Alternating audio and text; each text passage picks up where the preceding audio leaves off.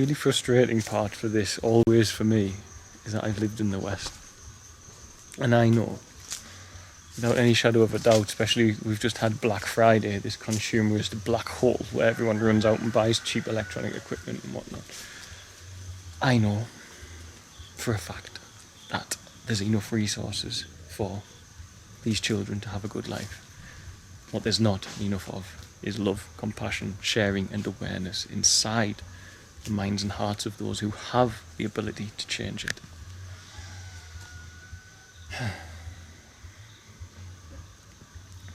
To then make it happen. You know. It's wrong.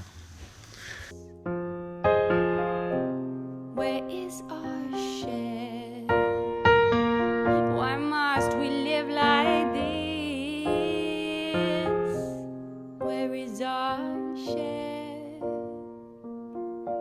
Hey guys, so hit the ground running today. I've just literally had a report from another NGO who don't care for special needs children but do outreach into the communities to tell me that a disabled girl has been abandoned and she's in terrible condition.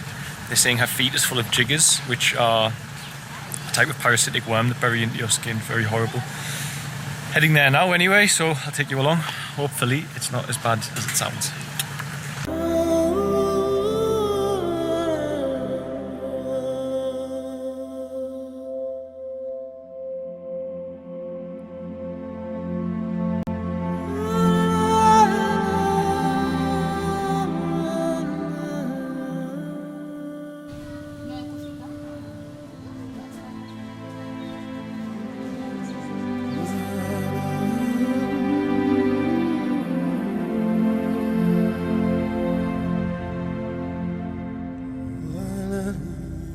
Difficult to find this place, but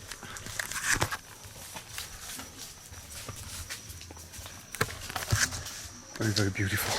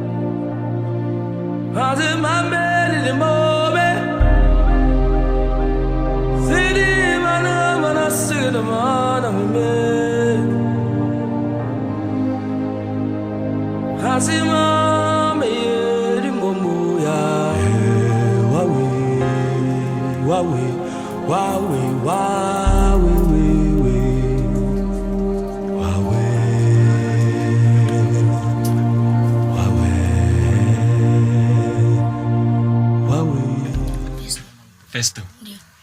This is Festo. He's just cooking for the family, and this is when I always say flour and water. This is all they're eating today.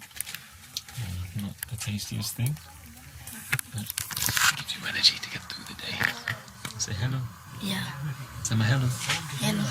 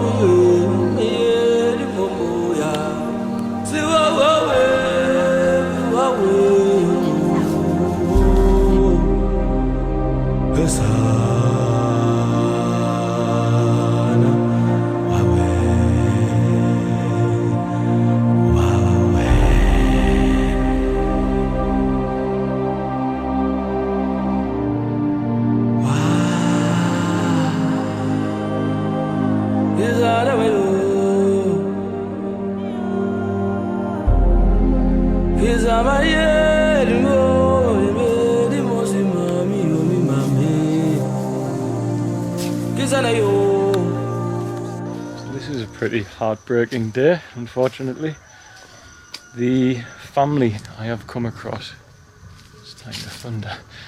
Family I have come across here, the little boy was abandoned by his mother, and these relatives have been looking after him, but they can't look after him, and this is why they went to the local Christian dispensary to ask about help. His feet are filled with jiggers, he can't use them. He has mobility problems, and every child there is massively malnourished. They have kwashiorkor, which comes from eating nothing but pure carbohydrates, so maize flour. Even today, all they're eating is flour and water. The children are not in school, so they all need a sponsor to get to school to break this cycle of poverty that they're in. And the little boy, who's called David, is coming to live with us, so we're just signing the documents with the village government now, because he has no quality of life here and they can't look after him, these relatives, they've said, and the mother's just left him and abandoned him by himself, and he's only 3 coming up 4 or something like this. It's just so sad, you know. It's really got me in the feels, this one. The mother's feet are full of parasites as well, so she can't work anymore. Unreal level of poverty, horrible level of poverty. So I need to get all these kids into school, and I need to get this little boy to the hospital as soon as possible, and most of them will need a checkup at the hospital, in fact, because they are very sick. Kwashiorkor, you say, the extended stomach that we all know so famously, comes from this. It's basically having no protein in your diet. So. Okay. Really frustrating part for this, always for me, is that I've lived in the West, and I know, without any shadow of a doubt, especially we've just had Black Friday, this consumerist black hole where everyone runs out and buys cheap electronic equipment and whatnot. I know for a fact that there's enough resources for these children to have a good life. What there's not enough of is love, compassion, sharing and awareness inside the minds and hearts of those who have the ability to change it.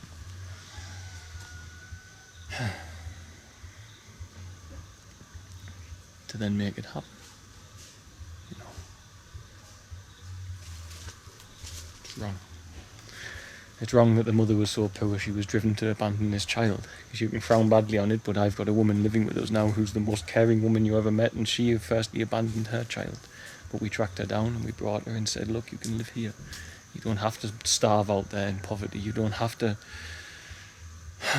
be hungry every night with your child. You don't have to sleep outside. You don't have to be homeless because you've got a disabled child. And she came to live with us, and she's one of the best carers we've got now. So, God found her. God found her, not us.